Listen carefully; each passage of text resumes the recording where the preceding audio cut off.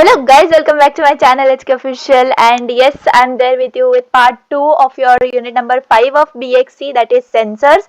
ठीक है, so I hope आपने part 1 देख लिया होगा एंड उससे पहले के भी सारे यूनिट्स BXC के कंप्लीट कर लिए होंगे. ठीक है, एंड जो मैंने कल वीडियो डाली थी केमिस्ट्री के सारे इंपॉर्टेंट क्वेश्चंस की, सो आई होप आपने वो भी देख लिए होंगे क्योंकि केमिस्ट्री ऑलरेडी कवर्ड है अपने चैनल के ऊपर एंड प्लेलिस्ट में सारे के सारे यूनिट्स आपको मिल जाएंगे कवर्ड. तो आपने अगर सिलेबस कंप्लीट कर लिया है so go and watch those important questions, आपको बहुत ज्यादा फायदे के होंगे. एंड अगर जिन्होंने स्टडी स्टार्ट नहीं करी है उनके लिए भी वो वीडियो बहुत ज्यादा इंपॉर्टेंट है ताकि आप उतने ही टॉपिक्स करो एंड अच्छा स्कोर कर पाओ. ठीक है, तो जैसे मैंने केमिस्ट्री के दे दिए हैं, अब और कौन से सब्जेक्ट्स के आपको चाहिए आप प्लीज मुझे कॉमेंट करके बताना. एंड और क्या इसके बाद आपके लिए मैं लाऊं इसके भी मुझे आप इंफॉर्मेशन दीजिए, कमेंट्स करिए, मुझे बताइए आपको क्या चाहिए. ठीक है, एंड अदरवाइज जो सिलेबस कंप्लीट करना है मैं अपने रूटीन से कर ही रही हूँ. ठीक है, तो चलिए आज आपका यूनिट 5 कंप्लीट हो जाएगा. जैसे मैंने बोला था होगा तो मैं वन शॉट में करूंगी, अदरवाइज मैं बिल्कुल नहीं भगाऊंगी. जैसे कि 2 वीडियोस में अच्छे से जो है यूनिट कंप्लीट हो जाता है, तो वैसे ही BXC का पार्ट 1 हमने कर लिया इस यूनिट का, दैट इज यूनिट 5 का. ठीक है, एंड मैं जैसे कि ये वाला पेज इसलिए खोला था ताकि मैं आपको सारी प्लेलिस्ट के बारे में बता दूं, तो मैं बार बार नहीं बताऊंगी, आप चैनल पर जाके प्लेलिस्ट चेक करिए. आपको हर सब्जेक्ट के जो चैप्टर्स है ना, वो यूनिट्स वगैरह सब आपको वहां पर मिल जाएंगे. नोट्स चाहिए मेंबरशिप ले लेना, सारे के सारे नोट्स, जो सब्जेक्ट आपको नहीं भी है ना इस सेमेस्टर में उसके भी नोट्स आपको वहां पे मिल जाएंगे. तो बिलीव मी, इतने नॉमिनल से कॉस्ट में आपको कोई भी कंप्लीट नोट्स नहीं देगा हर सब्जेक्ट्स के. तो सो लीजिए, 1 मंथ की बात है, एंड सेम के लिए आपकी प्रिपरेशन अच्छी हो जाएगी, बाकी कुछ नहीं. बाकी आपको जो अच्छा लगे वो करिए.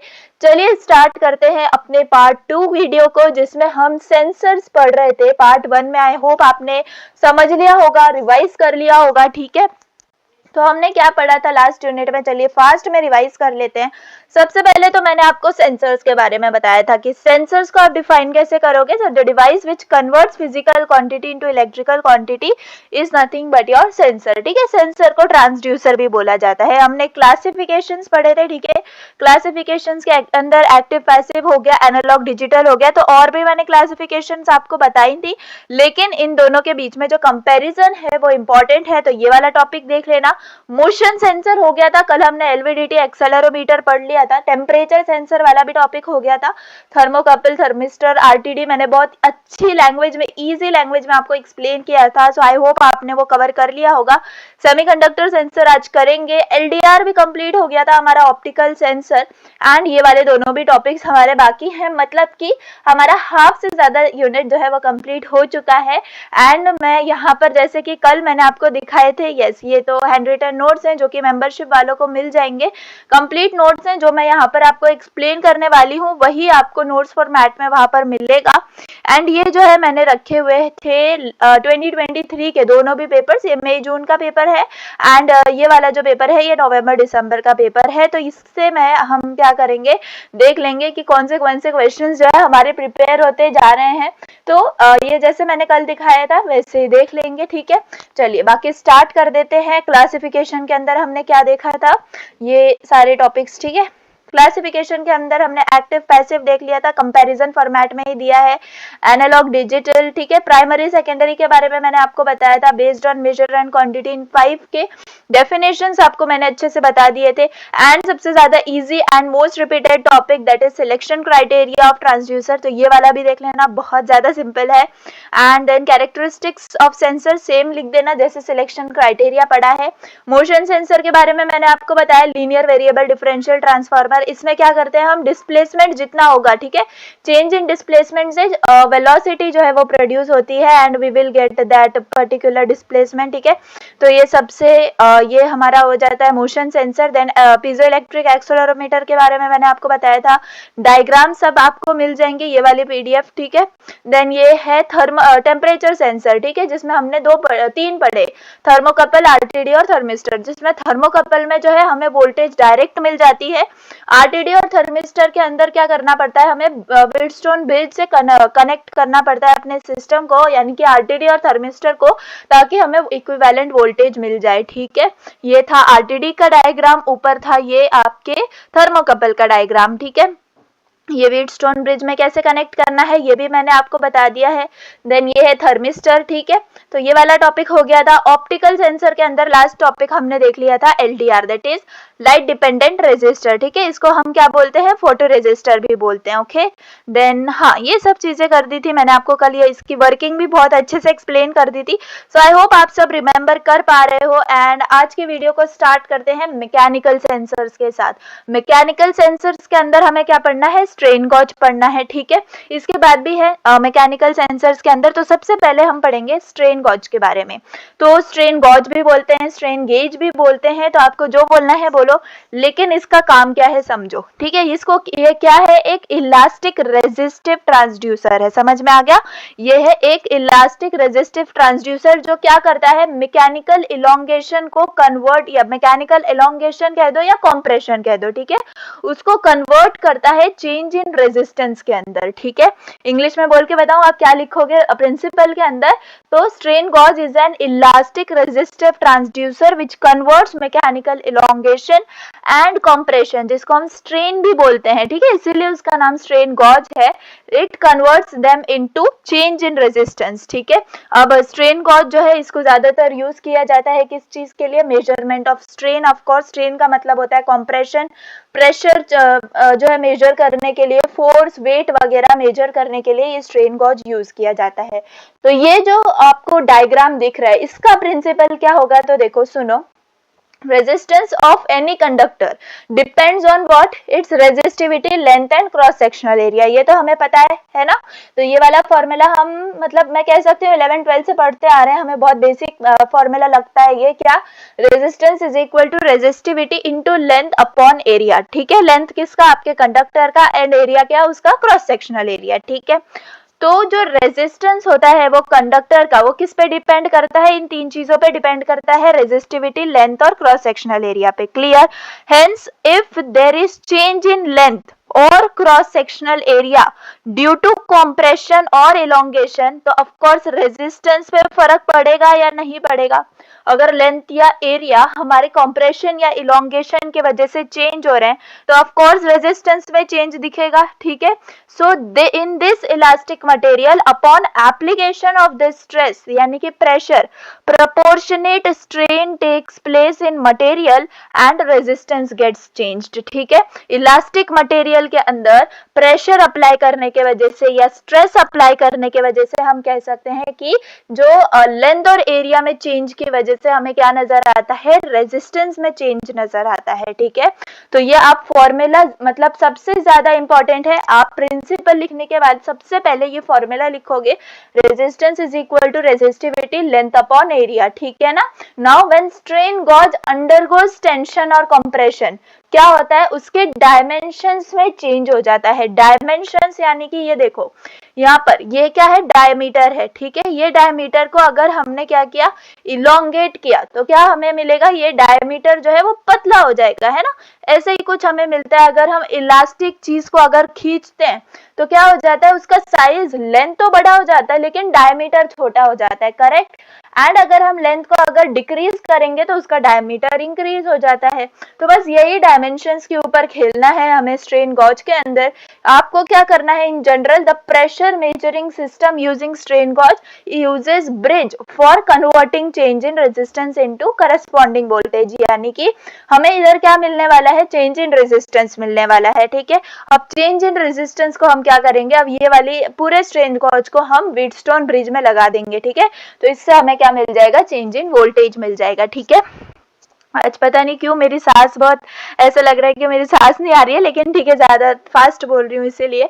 तो चलिए समझिए क्या है गॉज फैक्टर। गॉज फैक्टर के लिए आप क्या लिखोगे, देखो यहाँ पर dr/r अपॉन dl/l, ठीक है। चेंज इन रेजिस्टेंस, या फिर आप ले सकते हो रेजिस्टेंस का आप जितना चेंज हुआ है अपॉन द मेन रेजिस्टेंस, ठीक है, अपॉन आपको change in length upon L, ठीक है। या फिर आप डेरिवेटिव कह सकते हो रेजिस्टेंस का एंड लेंथ का with respect to them, okay. तो ये हो जाता है आपका गॉज फैक्टर। एंड ये आप व्हीटस्टोन ब्रिज हमेशा दिखाओगे, आपको किस किस में दिखाना है, अभी तक आपने आरटीडी को दिखाया, थर्मिस्टर को दिखाया and now you have to show in strain gauge, ठीक है। तो ये चीजें याद रखो एंड बेसिक चीजें हैं, लास्ट में ये बनाना इंपॉर्टेंट है, अदरवाइज आपका जो आंसर है वो कंप्लीट नहीं होगा, एंड अगर कंप्लीट नहीं होगा तो ऑफ कोर्स मार्क्स इनकम्प्लीट मिल जाएंगे आपको। तो स्ट्रेन गॉज का कॉन्सेप्ट बस इतना सा ही है, आपको जो मैंने बताया बहुत ज्यादा इंपॉर्टेंट है, आपको ज्यादा से ज्यादा जो है ये वाला जो बेसिक फॉर्मूला है इसको मतलब ध्यान में रख के आपको एक्सप्लेन करना है, क्योंकि आपको सिर्फ ये दिखाना है कि आपके रेजिस्टेंस में चेंज होने वाला है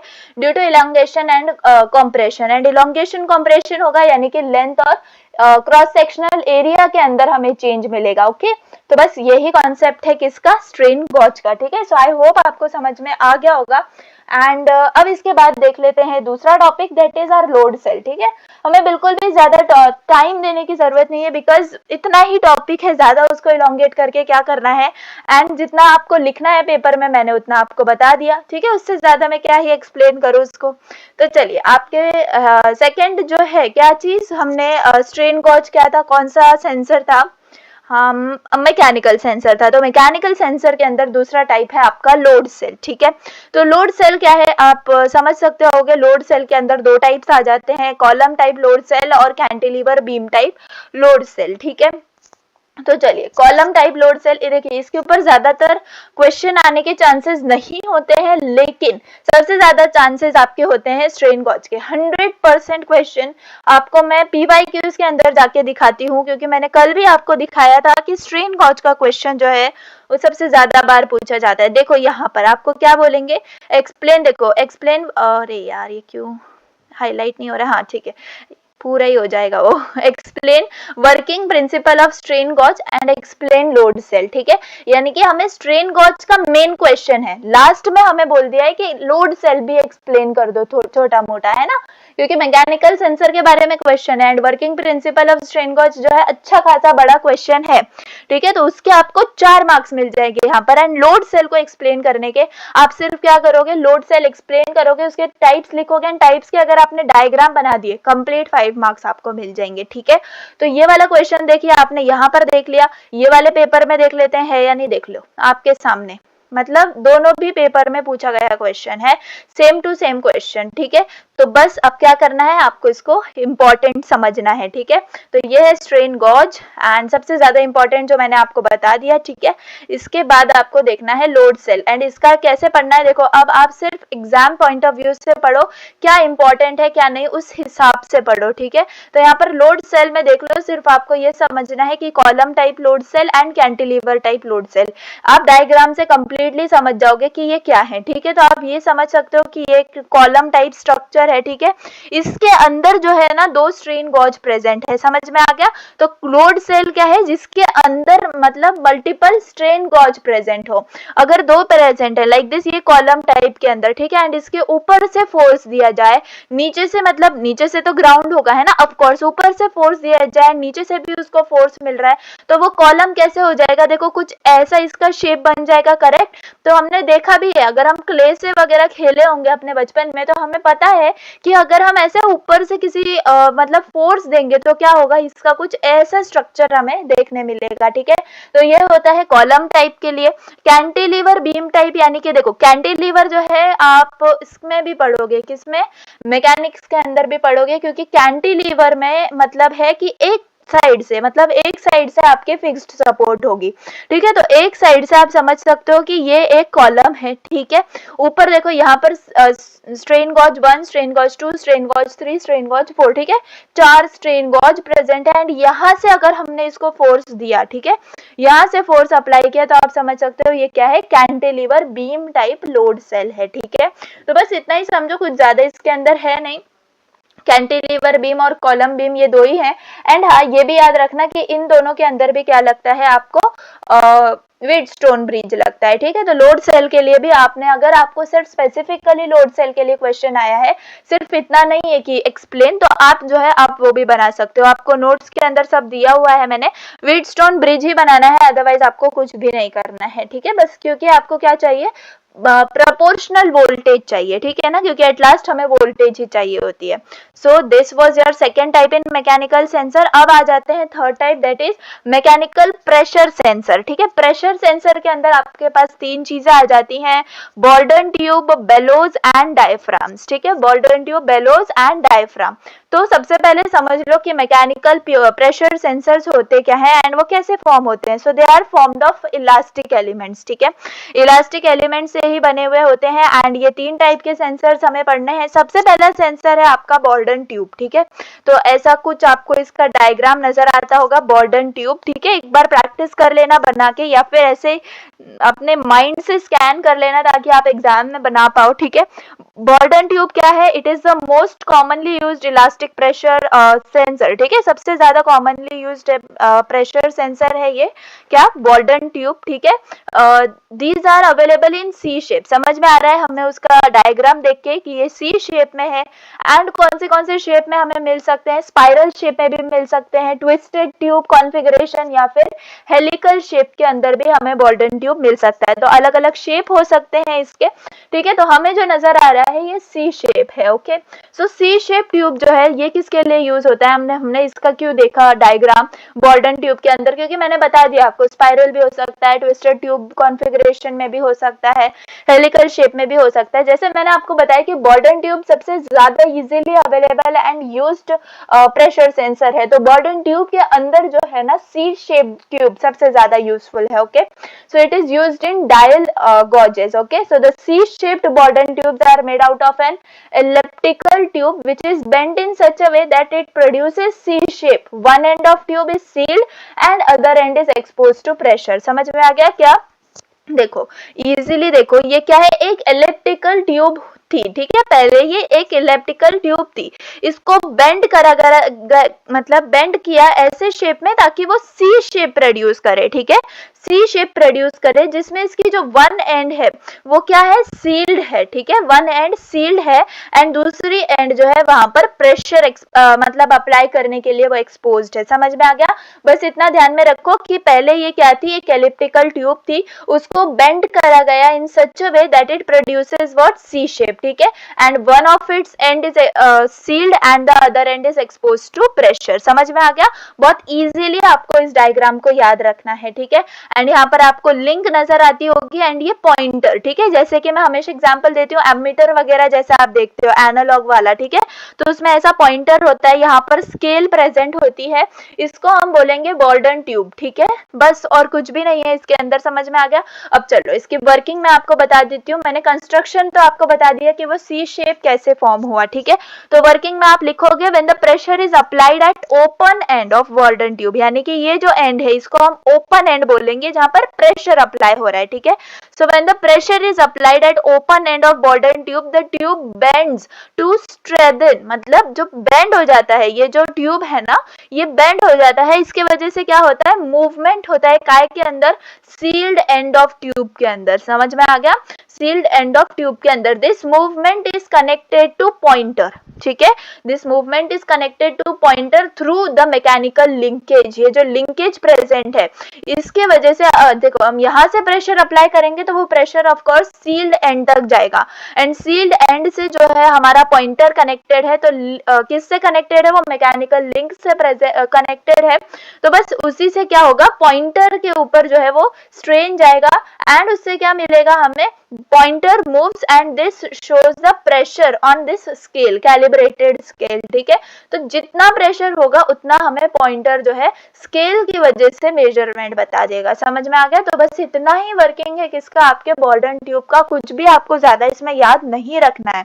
आपने अगर अभी तक समझ लिया है मैंने क्या बोला है तो बस आप लिख सकते हो। एग्जाम में तो हम मतलब बहुत पुराना याद करके लिख सकते हैं, राइट? तो बस आपको इतना ही याद रखना है, क्या?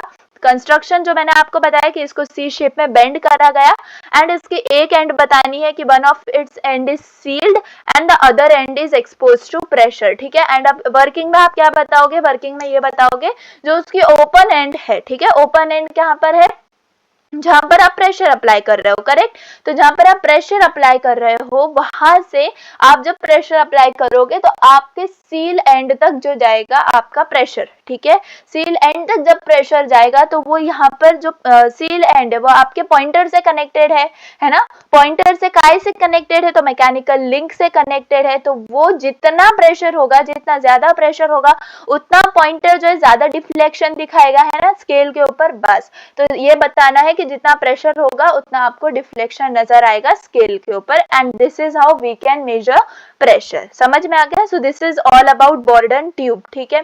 देन बेलोज, बेलोज का डायग्राम आप देख सकते हो, ये है। सबसे पहले क्या है, a metallic bellow is formed from a series of circular parts resembled in folds, ठीक है। मतलब आपको समझ में आता होगा कि यहाँ पर क्या है, ये सर्कुलर पार्ट्स हैं which are resembled in folds, ठीक है।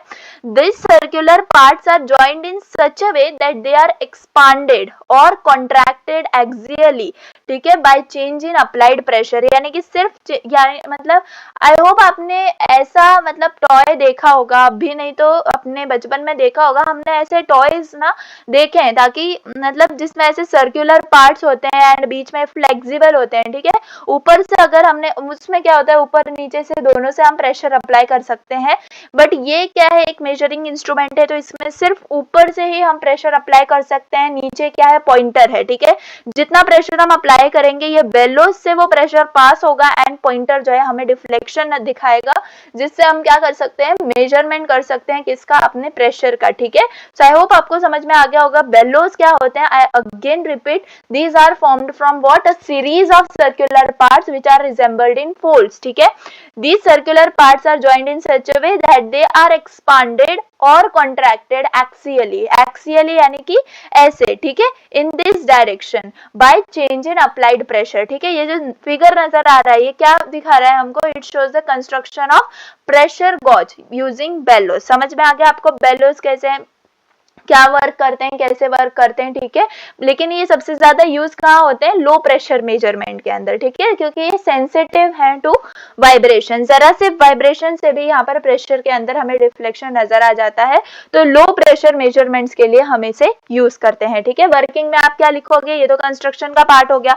वर्किंग में आप लिखोगे when pressure is applied to bellows it expands and this motion is used to move the pointer on calibrated scale, ठीक है, ये तो मैंने आपको बता दिया।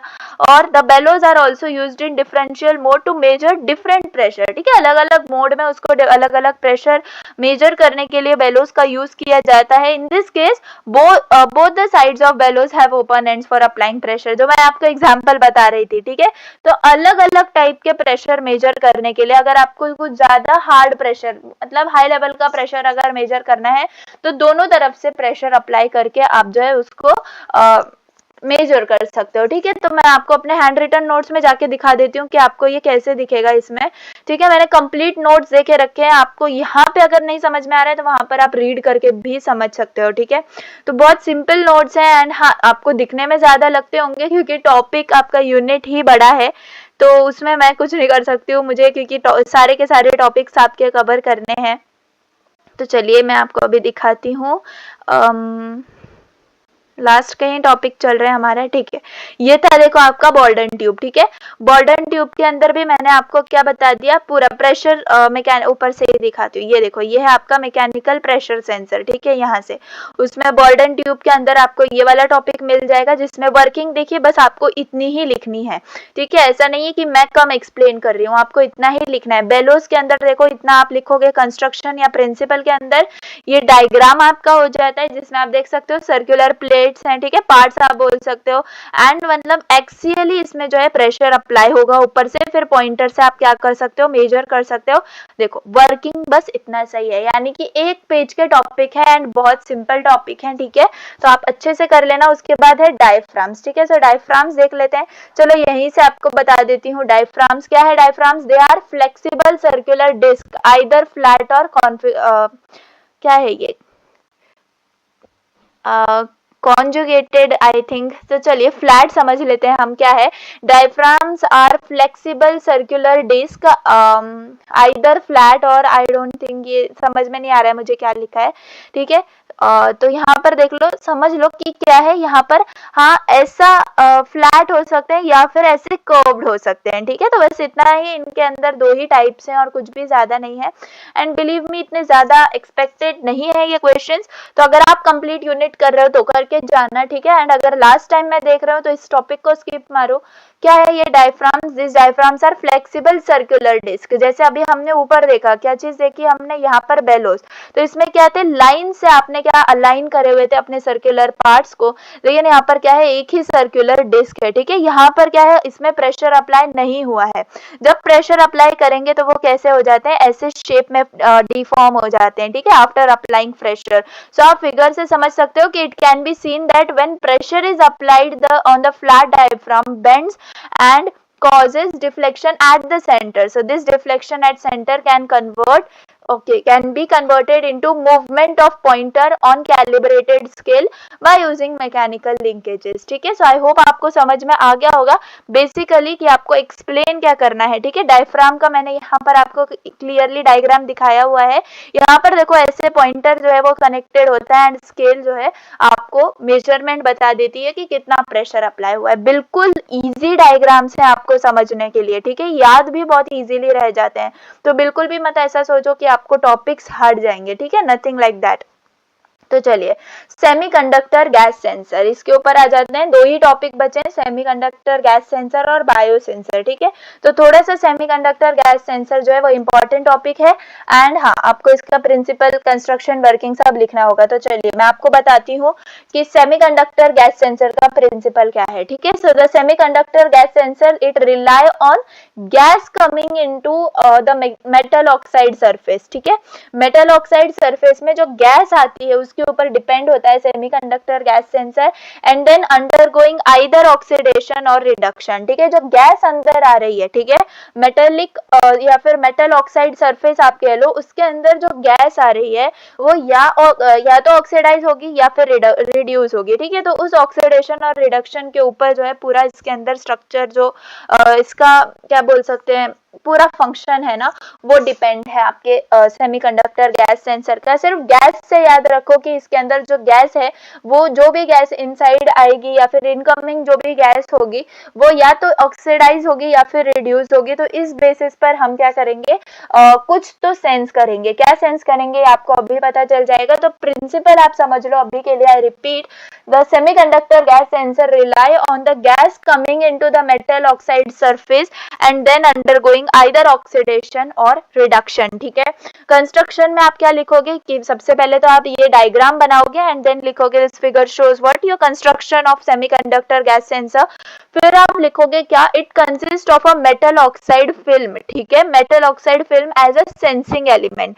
तो ये जो सेंसिंग एलिमेंट आपको नजर आ रहा है, यही क्या है, आपकी मेटल ऑक्साइड फिल्म है, ठीक है।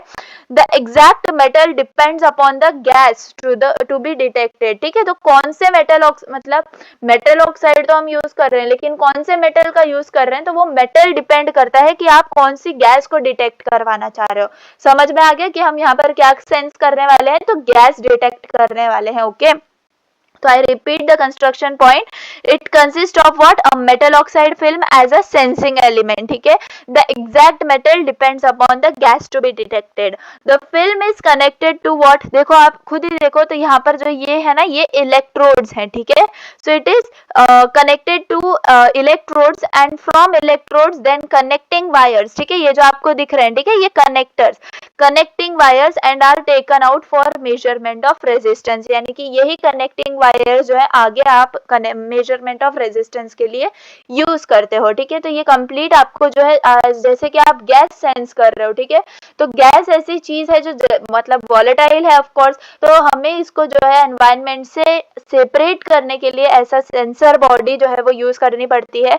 ऊपर आप देख सकते हो सेंसर कैप है, फिल्टर वगैरह प्रेजेंट है, यहाँ से गैस पास होगी एंड सेंसिंग एलिमेंट में बीच में आपका मेटल ऑक्साइड फिल्म प्रेजेंट है। अब वो कौन सा मेटल होगा, जैसे कि मैंने आपको बोला वो कौन सी गैस आपको डिटेक्ट करनी है उसके ऊपर बेस्ड है, ठीक है। तो आपको मेटल चेंज करते हो एज आपको मतलब जिस हिसाब से कि आपकी गैस है, ठीक है, उस हिसाब से आपको मेटल लेना होगा एंड फिर वो डिटेक्ट होगी gas and then this is sensing element. Further it is connected to what your electrode and then to your connectors and your जो कनेक्टर्स हैं they are taken out for measurement of resistance, ठीक है। So I hope मैंने construction आपको easily बता दिया, ठीक है। जैसे मैंने आपको बताया ये भी आप मेंशन कर सकते हो क्या कि जो सेंसिंग एलिमेंट है वो कवर किया गया है हमारे सेंसर बॉडी के साथ, ठीक है, जिसके ऊपर एक सेंसर कैप और फिल्टर भी प्रेजेंट है, ठीक है।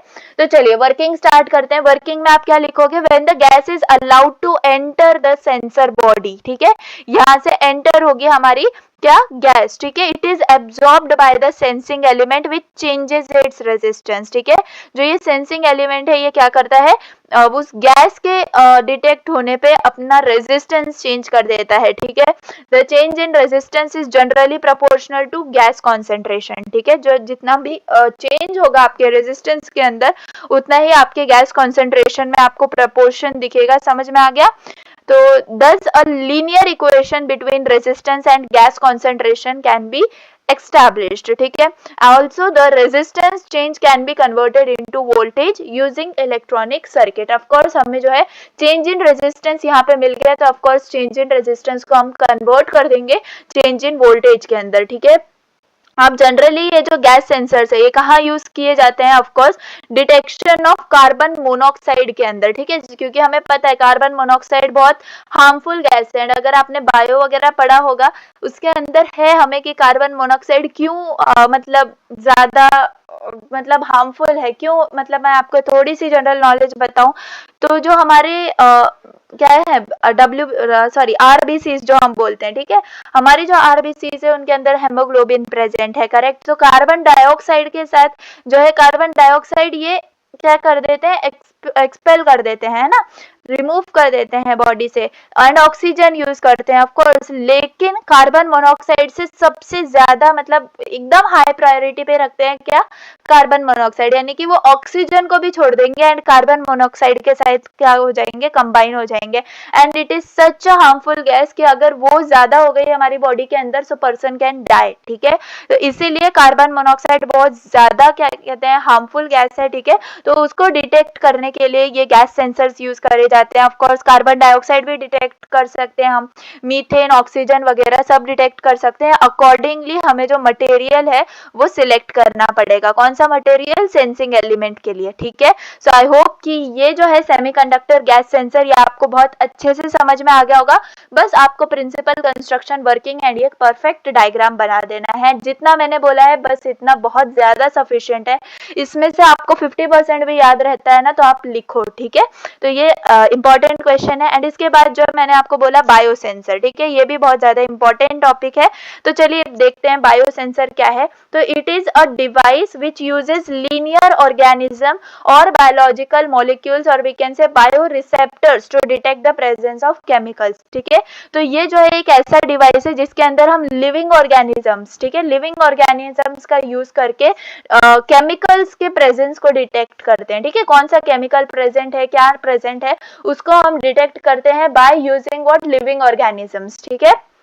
तो इसीलिए लिविंग ऑर्गेनिजम्स का यूज हो रहा है, इसीलिए हम इसको क्या बोलते हैं, बायोसेंसर बोलते हैं, ठीक है। प्रिंसिपल क्या होगा इसका, चलिए मैं इसको आपको नोट से ही पढ़ा देती हूँ ताकि आपको समझ में आ जाए। बहुत ज्यादा इंपॉर्टेंट टॉपिक है क्योंकि ये मैंने आपको गैस सेंसर का सब बता दिया। बायोसेंसर, ठीक है, ये देखो इसका मैंने आपको ये बताया क्या, it is a device which uses living organism और biological molecule to detect the presence of chemicals, ठीक है।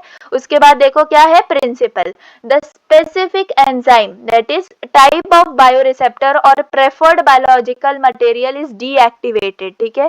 The change in properties of biomaterial is related to chemical under detection। क्या है देखो, स्पेसिफिक एंजाइम यानी कि जो पर्टिकुलर एंजाइम या फिर जो हम लिविंग ऑर्गेनिज्म बोल रहे हैं ना उसको हमें सिलेक्ट करना है एंड सबसे पहले उसको हमें क्या कर देना है, डीएक्टिवेट कर देना है, ठीक है। I repeat, the specific enzyme और preferred biological material is deactivated, ठीक है। The change in properties of biomaterial is related to chemical under detection, यानी कि ये जब हम डीएक्टिवेट करेंगे, ठीक है, तो इसके प्रॉपर्टीज के अंदर जो चेंज होगा, उस पर्टिकुलर बायोमटेरियल की प्रॉपर्टीज में जो चेंज होगा वो किसके रिलेटेड होगा, तो केमिकल जो हमें डिटेक्ट करना है उससे रिलेटेड होगा, ठीक है। तो ये ऑफ कोर्स मतलब डिपेंड करता है कि क्या आप एंजाइम ले रहे हो, कौन सा केमिकल आपको डिटेक्ट करना है, clear.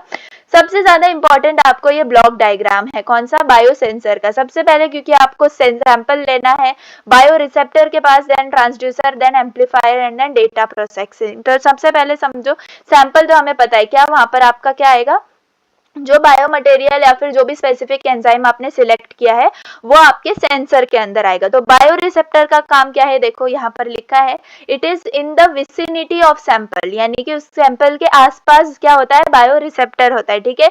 Depending on the sample and its concentration the properties of bio receptor changes, ठीक है। तो मतलब जो भी प्रॉपर्टीज चेंज होंगी हमारे सैंपल की, या फिर सैंपल के ऊपर डिपेंड करता है क्या, हमारे बायो रिसेप्टर की प्रॉपर्टीज, ठीक है। The bioreceptor can be enzyme, tissue, microorganism, then chemoreceptors और organelles, ठीक है। तो इनमें से कोई भी क्या हो सकता है, हमारा बायोरिसेप्टर हो सकता है, यानी एंजाइम हो सकता है। टिश्यू क्या है, ग्रुप ऑफ सेल्स होते हैं। माइक्रो ऑर्गेनिजम्स, कीमोरिसेप्टर्स, कीमो यानी कि केमिकल, उनको रिसेप्ट यानी कि डिटेक्ट करने वाले, ठीक है। सो कीमोरिसेप्टर्स या फिर ऑर्गेनल्स, ठीक है। ऑर्गेनल्स यानी कि कुछ भी मतलब जो हमारे सेल के अंदर जो प्रेजेंट होते हैं ना, वो ऑर्गेनल्स कहलाए जाते हैं। सो वो उनमें से कोई भी चीज हो सकती है क्या, आपके बायोरिसेप्टर के अंदर। तो समझ में आ गया बायोरिसेप्टर क्या है, it is in the vicinity of sample, depending on the sample and its concentration the properties of bioreceptor changes. The bioreceptor can be enzyme, tissue, microorganism, chemoreceptor और ऑर्गेनल, ठीक है। उसके बाद देखो तो ट्रांसड्यूसर है, नेक्स्ट जो block है वो ट्रांसड्यूसर है। तो वो क्या करेगा, it will convert one form of signal into another form. In this case, the change in properties of bioreceptor is converted into electrical signal. ऊपर हमने क्या देखा कि सैंपल के ऊपर डिपेंड है एंड जो बायोरिसेप्टर है वो क्या कर देता है, सैंपल के ऊपर अपनी प्रॉपर्टीज जो है वो चेंज कर देता है, ठीक है, सैंपल के हिसाब से। तो क्या होता है, ये जो ट्रांसड्यूसर है ये कन्वर्ट करता है one signal into another form of signal, यानी कि यहाँ पर जो चेंज हो रहा है किसके अंदर, प्रॉपर्टीज के अंदर ऑफ बायोरिसेप्टर, दैट इज चेंज्ड और converted into electrical signal in transducer. I hope समझ में आ गया होगा। फिर थर्ड काम है क्या, एम्पलीफायर। एम्पलीफायर का काम क्या है, the electrical signals produced by transducer are very weak, यानी कि यहाँ पर जो ट्रांसड्यूसर अपने सिग्नल्स जो है वो प्रोड्यूस कर रहा है वो बहुत वीक है। Hence the output of transducer is amplified using amplifier, यानी कि उनको एम्पलीफाई किया जाता है, स्ट्रॉन्ग बनाया जाता है, क्योंकि ट्रांसड्यूसर जो प्रोड्यूस कर रहा है वो सिग्नल्स वीक है, ठीक है। The last block that is data processing, ये क्या है, the amplified electrical signal is calibrated against composition and concentration of sample, यानी कि जो भी आपने एम्पलीफाइड वर्जन में आपको सिग्नल मिला है उसको आप क्या करते हो, कैलिब्रेट करते हो against composition and concentration of sample. जो सैंपल आपने स्टार्टिंग में लिया था उसके अगेंस्ट आप क्या करते हो, कैलिब्रेट करते हो। तो यहाँ पर क्या हो जाती है, डेटा प्रोसेसिंग हो जाती है। सो आई होप समझ में आ गया होगा आपको कि बेसिकली आपको क्या एक्सप्लेन करना है बायो सेंसर के अंदर। ये जो 5 ब्लॉक हैं ये आप अच्छे से याद रख लो, बाकी डिस्क्रिप्शन तो आप लिख ही लोगे क्योंकि एक्सप्लेन कर दिया है मैंने। एंड सबसे ज्यादा इंपॉर्टेंट एग्जामिनर ये आपके ब्लॉक डायग्राम ही देखेगा, ठीक है। तो बस आपको क्या करना है, ऊपर का जो ये डेफिनेशन है बायो सेंसर का वो समझ लो, प्रिंसिपल क्या है वो देख लो। सबसे पहले ये याद रखो कि क्या आपको एंजाइम जो है ना वो पर्टिकुलर सिलेक्ट करना होता है एंड देन उसको डीएक्टिवेट करना होता है, ठीक है। And then change in properties of biomaterial, उससे हम क्या कर सकते हैं, केमिकल डिटेक्ट कर सकते हैं उस पर्टिकुलर सैंपल के अंदर, है ना। तो सबसे पहले क्या किया, हमने सैंपल लिया, सैंपल के बाद वो है हमने बायोरिसेप्टर, मतलब बायोरिसेप्टर में पास हुआ ब्लॉक डायग्राम से। तो बायोरिसेप्टर क्या है, ये सैंपल के विसिनिटी में प्रेजेंट है, ठीक है। डिपेंडिंग ऑन द सैंपल उसके जो है प्रॉपर्टीज वो चेंज हो जाती हैं। एंड वो बायोरिसेप्टर क्या हो सकता है, एंजाइम हो सकता है, टिश्यू हो सकता है, एक्सेट्रा, ठीक है। ट्रांसड्यूसर क्या करेगा, transducer one form of energy को अनदर फॉर्म में कन्वर्ट करता है, ये उसका बेसिक जो है पर्पस है।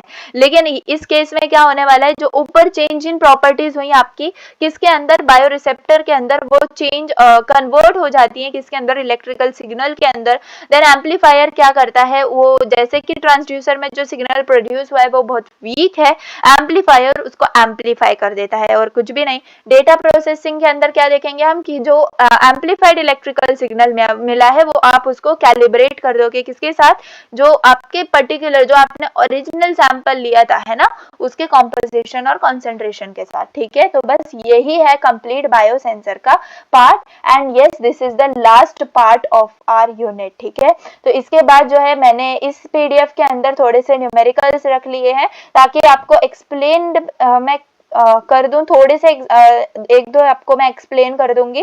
ठीक है, स्टार्टिंग के एंड बाकी आपको जो है मैं दे दूंगी पीडीएफ के अंदर, तो आप देख लेना क्योंकि मतलब बहुत रेयर है ये न्यूमेरिकल्स आना, लेकिन आए तो आप कर सकते हो क्योंकि इसके अंदर फॉर्मूलेज हैं, तो ऑफ कोर्स हम न्यूमेरिकल्स एक्सपेक्ट कर सकते हैं।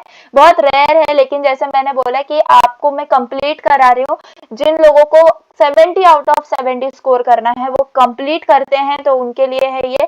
ठीक है, तो देख लीजिए, ये भी स्किप करके मत जाइए, इजी है क्योंकि जो भी हमने पढ़े हैं बस उतने ही आपको फॉर्मूलाज यूज करने हैं यहाँ पे। तो चलिए देख लेते हैं फर्स्ट न्यूमेरिकल, एक दो ही मैं आपको बताऊंगी, ज्यादा नहीं बताऊंगी। चलो, LVDT with secondary voltage of 5 volt is having travel span of plus minus 25 mm। ठीक है, find the output voltage if core is 15 mm from center towards S2, core is 10 mm from center towards S1। ठीक है, यानी कि हमने जो LVDT देखा था, ठीक है, उसका हमें फॉर्मूला यहाँ पर यूज करना है।